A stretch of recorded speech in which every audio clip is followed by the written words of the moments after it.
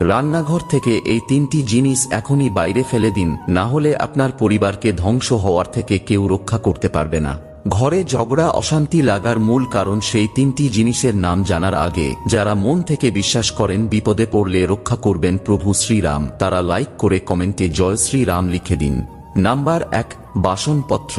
অনেক মানুষই আছেন যারা ভাঙা বাসনপত্র রান্নাঘরে রেখে তা ব্যবহার করতে থাকেন, তবে জেনে নিন বাস্তুশাস্ত্র মতে এমনটা করা একদমই উচিত নয়, কারণ রান্নাঘরে ভাঙা বাসনপত্র বা ময়লা আবর্জনা রাখলে আপনার রাহু দোষ লাগতে পারে, যা পরিবারে ঝগড়া অশান্তির মূল কারণ হয়ে থাকে।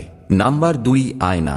রান্নাঘরে আয়না বসানো নেতিবাচক শক্তিকে আমন্ত্রণ জানায়, তাই ভুল করেও রান্নাঘরে কখনো আয়না লাগাবেন না, এতে বাস্তুদোষের সৃষ্টি হতে পারে। নাম্বার 3, ঝাড়ু।